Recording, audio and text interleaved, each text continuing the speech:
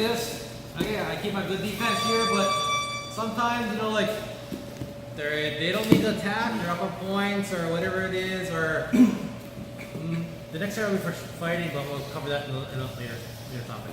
Okay, but when I'm here like this and they're not trying to attack, I try to grab the arm, they pull the arm out, okay, and they keep reposting. I try to grab, they don't let me post the arm. So this is gonna happen, like they're not being aggressive, they're like, oh, I'm up on points, I'll just hold them out. Okay, when they're just in that frame of mind, they're not trying to choke, they're not trying to hold you well, they're not trying to arm bar, they're not trying to do anything, they're just holding mount. Okay, so when they're holding mount here, I always keep my elbow down, okay, and then I'm gonna pick a side. So one of the two of the other ones that we have there is like chopping leg and those ones. So when I do this, I just keep the leg down. Since he's not attacking, I'm not worried about my neck or anything like that really. So I wanna step over and trap the leg, and then I'm gonna pull it across. Okay, so once I turn on my side here like this, my bottom leg here, I'm gonna point my heel up, my toes down. Okay, it looks funny, but if I'm sitting my hips flat, my foot can only turn so far. So I turn my hips 90 degrees, then my toes can face up, my heel can face up, my toes can face down. Alright, so that's one part of how I'm gonna face my knee. If I don't do that, then there's gonna be a gap behind my knee leg. No matter how hard I try, I can't push the back of my knee to the ground. There's always a little gap there, and they can shove their toes underneath that hole, the little cave there. And then they can always beat me to the punch there, and it's hard for me to pull the foot over. Okay, so if that happens, and they start diving the foot underneath them with toes. Okay, so he's making a wedge, and then when I try to pull, it feels like you can't get the foot over because he's wedging his toes under your kneecap, because there's a little cave. That's normally because your hips are facing up, and if I turn my foot to the side, I can't really close the gap too well. Now when I turn my hips to the side, like 90 degrees, then I can point my knee all the way to the ground, like this, and then I can make a no gap. Okay, after that, I'm gonna bend my knee like 90 degrees or so, and then I'm gonna have the knee point, and I point my knee right into the back side of the ankle. Okay, so from here, it's very hard for him to, there's nothing for him to wedge on. Okay, so I can push his foot lower than my knee line, and then his foot can't hook onto nothing.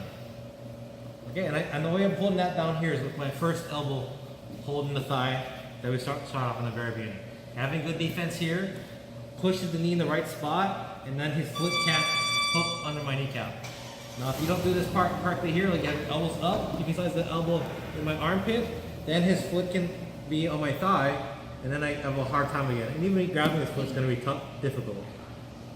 Okay, so if you start off with good defense early, elbow by your ribs, everything else will fall into place. And I slide in here, my knee will be right behind the ankle.